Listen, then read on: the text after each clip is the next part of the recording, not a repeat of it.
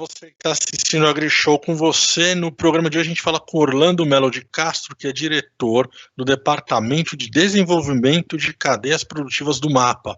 Orlando, eu queria começar te agradecendo, muito obrigado de estar aqui conversando com a gente. E eu já queria te emendar uma pergunta sobre o selo Arte. O que é o selo Arte? Ele é um tipo de certificação? É uma garantia do governo? O que é o selo Arte? Ok, João. Primeiro, cumprimentar você, sua equipe e todos que estarão aí nos assistindo, interessados nesse tema. Obrigado pela oportunidade de estar falando dessa marca, né? Na realidade, eu diria que é uma marca distintiva, né?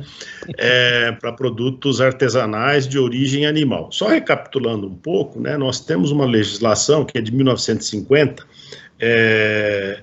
que é a Lei 1283, que regulamentou, normatizou a questão da produção, normas de produção, especialmente do processamento industrial, de produtos de origem animal. Nós estamos falando de produtos de leite, de carnes, os embutidos, etc., de pescado e de produtos de abelha, né, mel e seus derivados.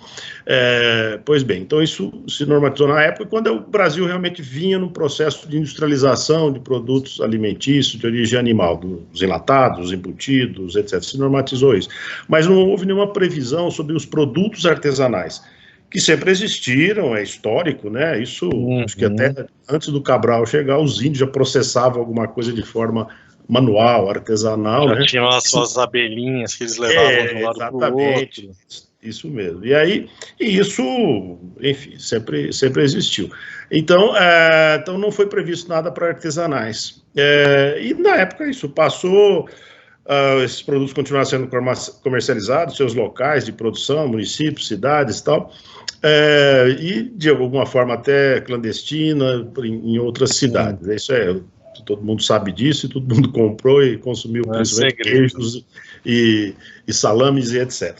Pois bem, aí nos últimos anos, estou falando aí de uns 10, 15 anos, começou todo um interesse sobre esses produtos artesanais, nessa questão de gourmetização, de chefes utilizando esses produtos da região tal, para fazer seus pratos, suas coisas, e criou todo um interesse nisso. E aí houve uma propositura de lei que passou, que foi aprovada em 2018, para fazer um adendo nessa lei de 1950, prevendo também a questão dos artesanais, que depois ela foi regulamentada o ano passado, está fazendo um ano, foi em julho do ano passado, com um decreto regulamentando então ficou a lei do selo Arte, ou a lei do produto artesanal, do selo porque a lei prevê que o produto chamado artesanal tem que carregar um selo Arte com uma numeração e tal, que é feito. Então, isso tá. Agora estão na fase de implantação disso daí, com normas, o Ministério vem normatizando a questão, já fez a normatização para produtos lácteos em dezembro, nós estamos finalizando a de pescados, produtos de origem pescado, né? Estamos falando aí de peixe, camarão, etc.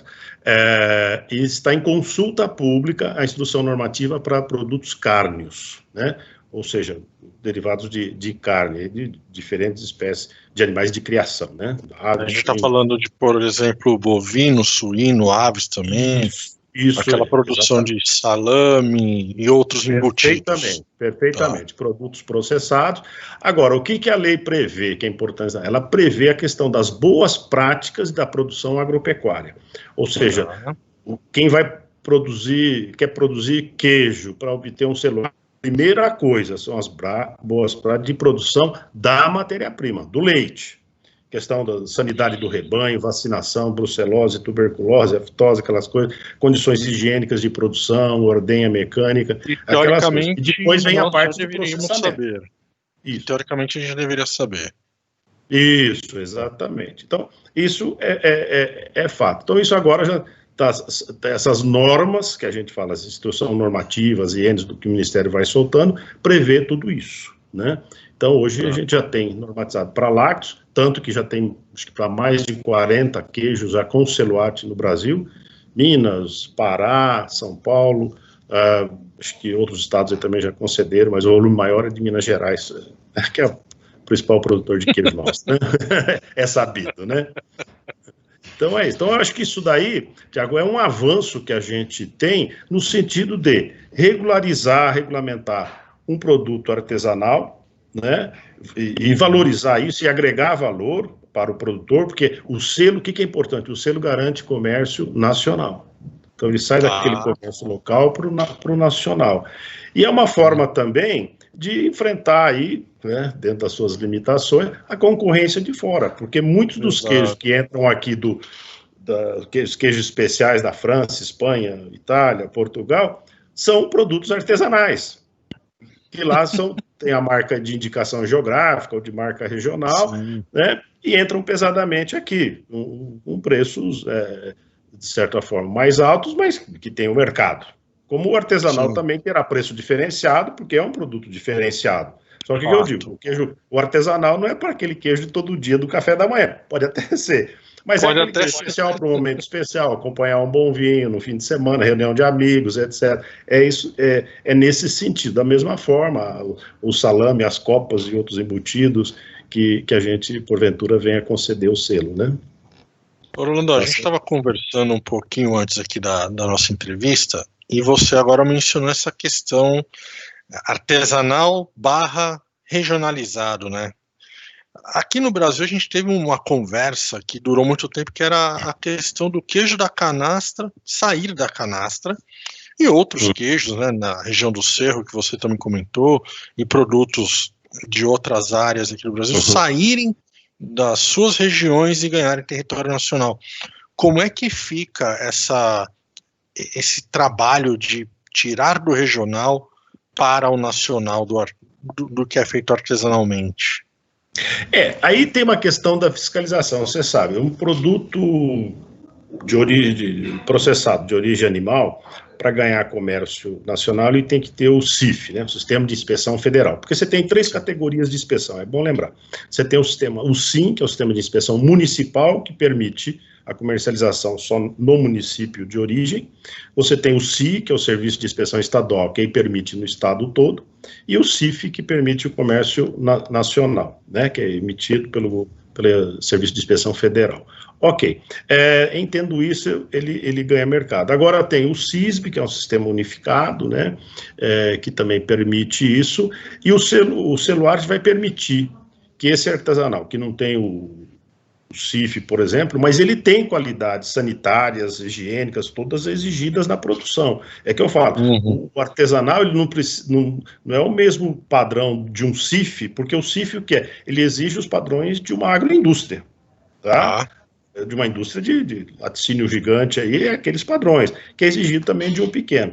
O Seluarte permite, ele vai ter uma inspeção sanitária para ver quanto a curidade aí da maneira dele produzir, se está ok, porque nós estamos falando de uma queijaria artesanal que às vezes é 4 por 5 metros, não é uma indústria. Pai, filho e mãe. 1 ou 2 pessoas ali dentro, mas tem que ter todos os controles de fluxo, do recebimento do material, área suja, área limpa, tal, a sala de cura, quando o queijo, por exemplo, é curado, ou maturação, quando é um salame, tem que ficar alguns dias, tudo dentro dos padrões de higiene. Tendo isso, ele tem um serviço de inspeção que o reconhece. Ok, você está habilitado como produtor artesanal. Tá, claro, e para ser artesanal é aquela produção manual, não tem uso de máquinas e equipamentos sofisticados, nada, é tudo. Daí vem a questão esse artesanal é de arte, né? É uma arte, mas feito basicamente manualmente e respeitando receitas ou conceitos tradicionais de uma região ou de historicamente que já tem. Ok, feito isso, esse sistema é cadastrado, reconhecido, ele recebe da inspeção estadual, que é quem concede o selo, né? A concessão do selo, que depois é cadastrado no Ministério. Ok, então aí ele tem. O que acontece? Você falou da região da canastra, aí já são marcas regionais de referência que também tem todo um processo para se obter isso, né? Não só para queijo, mas para diferentes produtos. Por exemplo, Socol, lá que é um embutido feito com carne de porco, que vem de uma tradição de italianos, tal, no Espírito Santo, né? lá na Venda Nova do Migrante, é a principal colônia produtora. O Socol ele é uma indicação geográfica, uma IG, né, definida porque tem padrões locais de fabricação, etc. É um produto exclusivo daquela região. Você não vai ter o Socol do Rio Grande do Sul. Alguém pode até fazer algo parecido, mas ele é uma marca regional, local, né? E que aí ele tem a IG, eles também já têm o selo arte, né? Porque não são coisas que se misturam, é uma independente da outra, e ele ganha comercialização nacional. No caso da canastra, do cerro, eles são essas marcas, e que ali o produtor pode solicitar ao seu produto, queijo A, B ou C, um selo arte para ele ganhar. Eu falo, porque muitas vezes ele já tem a comercialização, né? Ele tendo um CISB ou um CIF? Tem. Só que o selo arte é um diferencial, é um plus, ele se distingue de outros produtos, de outros queijos, ele é artesanal. E isso pode dar um diferencial comercial para ele, de regra dá. Sim.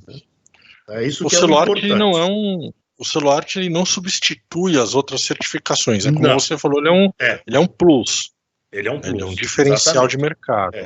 Então, tanto que nós temos produtores que já tinham o CIF, Sistema de Inspeção Federal, portanto, Comércio Nacional, e estão solicitando, alguns já têm, o selo arte, porque ele quer ter essa marca diferenciada no seu produto, né? E a ideia é essa mesmo, é algo que agrega valor, que mostra uma condição de artesania daquele produto, no processo industrial, não demérito para o industrial, mas evidentemente que você tem um valor diferenciado, e ele tem preços diferenciados. Você sabe, um queijo da canastra, ele tem um preço bem diferente de um queijo comum do dia a dia, né? Sim. Deixa eu tirar uma dúvida contigo, Orlando, mais uma, aliás. Aqui no Brasil a gente tem muito, né, o pequeno e médio produtor, embora a ministra diga que todo produtor brasileiro é grande, que eu concordo muito, mas assim, muitos produtores aqui no Brasil trabalham com produções diversas. Então, por exemplo, não necessariamente a produção artesanal precisa ser o meio de sobrevivência daquele produtor para ter o selo. São coisas distintas. Sim, perfeitamente. Está correto. O que vai acontecer, o que acontece muitas vezes, você tem um produtor de leite, que ele produz leite e entrega para um laticínio X, né? Aquele volume, com altos e baixos de preço, aquelas coisas. Mas ele pode ter, desse leite que ele produz, tirar uma parte para ele fazer queijo. E a via de regra é isso que acontece, né? Ou chega na safra, que ele tem um aumento, ele entrega parte do leite para o laticínio e vai fazer queijo. Aí, então, vamos transformar essa produção de queijo, que muitas vezes era algo que ele fazia para vender ali nos vizinhos, na cidadezinha, tal, o queijo do seu Benedito, o queijo que todo mundo conhece, vai lá, entrega. Não, então se ele começar a processar isso de uma maneira mais diferenciada, ter a estrutura que vai ser inspecionada, vistoriada, se está adequada e tal, ele pode ter um selo, ele não precisa ser uma agro, ele não precisa ser pessoa jurídica, pode ser continuar pessoa física, ele tem lá os padrões de produção, ele obtém. Então aí ele agrega muito valor ao produto dele. Então aquele queijo, muitas vezes, que ele vendia, ou ele vendia diretamente, ou o que era normal, entregar para um queijeiro que vai vender nas ruas lá de São Paulo ou das grandes metrópoles, né? Aquele famoso queijeiro a Kombi quase não tem mais, mas de caminhonete. Tem, aqui no meu bairro tem a Kombi. Tem, então. Agora vai lá, estaciona cedinho numa feira, não sei aonde, vende lá seus queijinhos e tal, né? Para aquela freguesia já meio cativa e tal. Não, ele passa a ter um produto que ele vai fazer e ele vai colocar no mercado. E, por exemplo, na região do São Roque de Minas, eu estive lá visitando produtores que vendiam o seu queijo aí a 5, 7 reais a unidade para um queijeiro desses que passava. Ele começou a se organizar e hoje se qualificou, né, em termos de certificação. Etc. Hoje ele está vendendo esse produto por 25, 30, 60 reais. Alguns daqueles premiados que você acompanhou no ano passado, né, início de 2019, 2018, que foram, aquele concurso que teve na França, né, muitos estão vendendo as suas peças hoje a 60, 70 reais. Né? Então você imagina a agregação. Então hoje uma família produzindo aí 20, 25 queijos por dia tem uma renda fantástica, e trouxe inclusive o filho ou a filha de volta para ajudar na administração, na gestão do negócio, controle de vendas, enfim, ele se tornou grande, como diz a ministra, pequeno que se tornou grande, tendo o que lá? 20, 30 vaquinhas lactantes aí, né, produzindo leite para aquilo. Então, aí ele vai se sofisticando, vai agregando novos conceitos de produção, começa a selecionar vacas de padrões de genética diferenciada para ter um produto diferenciado. Aí vai crescendo na vida. A gente está falando muito de queijo e embutidos, né, majoritariamente de produtos derivados dos animais, né, até de abelhas. Quando a gente fala de produtos artesanais, um outro que vem na minha cabeça são os doces. Eu cresci comendo goiabada aqui em São Paulo, né, na capital a gente chama goiabada cascão, que não é aquela que vem no potinho, mas embrulhada na folha, né? Uhum. Esses doces, essas compotas, ou mesmo farinha de mandioca para biju, que no norte e nordeste são muito consumidos, de alguma forma elas entram nessa consideração do selo arte? Não. Essa legislação que nós temos, né, a lei do selo arte, ela é exclusiva a produtos de origem animal, né?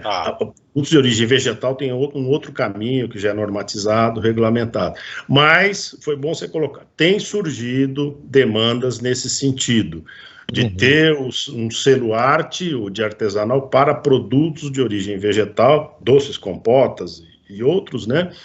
Agora também com selo arte, né? Tá. Isso existe. O que existe são, às vezes, produtos regionais específicos, que você citou farinhas, determinados tipos de farinhas, como tem farinha de mandioca lá de Cruzeiro no Acre, é uma indicação geográfica, ela tem características próprias daquele local que a diferenciam de outros, então aí você tem um reconhecimento como indicação geográfica, e isso é carregado, né? Você tem outro selo que é comum para produtos de origem vegetal, o selo de orgânico, né? Então, o indivíduo produz compotas a partir de morango orgânico, por exemplo, ele carrega um selo de produto orgânico, que também é um diferencial de marca, né? Tem um espaço até diferenciado já no comércio e é crescente, né? Mas nós estamos sendo cobrados já para normatizar também, aí teria que ter legislação específica para produtos de origem vegetal, que ainda não tem. Como outro que já chegou aqui à nossa porta, demanda para cachaça artesanal. Eu ia perguntar isso. Outra linha, já é a linha de bebidas, processadas, etc., que também não cabe aí. Mas é que o momento pede esse tipo de movimentação, né, Tiago? Isso vem num crescente, e é natural que isso ocorra, e a gente deve legislar sobre isso, havendo oportunidade. Eu queria terminar com a seguinte pergunta, Orlando. Qual que é o maior cuidado que eu, como produtor artesanal, preciso ter na hora que eu for buscar esse certificado? Você tem basicamente isso. Você tem que ter, primeira coisa, aquelas boas práticas de produção agropecuária, da matéria-prima, principalmente em se tratando de leite, né? Porque muitas vezes é ele que produz a sua matéria-prima, embora não seja exigência para o selo. Você pode comprar matéria-prima de fornecedores, né? Ou complementar com a sua, para dar volume, mas também que aquele fornecedor tenha um certificado de boas práticas. E isso é feito, via de regra, pelo serviço de extensão, assistência técnica, que vai conferir a questão da sua produção da matéria-prima. E depois ter as boas práticas de produção, de processamento disso na sua propriedade, as instalações, condições higiênicas, satisfazer todos os procedimentos também para ter esse reconhecimento. Aí você vai passar por uma certificação oficial, seja municipal, estadual ou federal, e que aí você vai entrar no processo da solicitação do selo para o serviço do Estado que faz, porque é sempre um serviço estadual que concede o selo, da Secretaria da Agricultura. Vai solicitar, está tudo ok, ele vai receber um cadastro, né, com o selo, vai ter um número que identifica o seu produto, e detalhe importante, o selo é para o produto, não é para o produtor. Você pode ter um produtor de queijo de embutidos que ele tem 1 ou 2, 3 produtos com o selo e outros não. É questão de... E sempre nesse aspecto da artesania, do fazer, né? É muito importante considerar isso daí. E aí o processo entra. E colocar, importante, estamos acho que chegando ao nosso final, né? É que o Ministério, através aqui da nossa da nossa diretoria, da nossa coordenadoria, nós temos uma coordenadoria de produtos artesanais, está sempre à disposição para atender, orientar, como tem sido feito, seja por telefone, por e-mail, diferentes formas. Temos feito muitas conferências agora, essa ferramenta aí que a pandemia nos trouxe de bom é isso, né? Essa reunião como nós estamos fazendo aqui, muitas têm sido feitas com diferentes estados, no sentido de esclarecer, tirar dúvidas do pessoal nesse sentido. Quer dizer, acho que agora nós passamos um período aí de maturação de 1 ano da lei, né? Ou de cura, para se referir a queijos, né? Do queijo, e agora vem num crescente, vai normatizando. Claro, é um processo novo, né? É um novo paradigma que a gente tem de um produto que era clandestino, marginalizado no seu comércio e tal, e hoje a gente tem uma legislação que o coloca na prateleira de um supermercado. Eu sempre coloco para o pessoal isso. Meu sonho é um dia chegar num supermercado dessas grandes redes e ter lá um quiosque de produtos artesanais de origem animal, de diferentes partes do Brasil, enfim, colocando à disposição ali, concorrendo ombro a ombro com os importados, né, que já estão aí há muito tempo, né, e que a gente também tem qualidade igual ou superior nos nossos produtores. Sim, sim. Orlando, queria te agradecer, muito obrigado pelo seu tempo de conversar aqui com a gente e esclarecer sobre o seu Luarte. Muito obrigado. Tá bom, espero ter sido útil. Obrigado a você.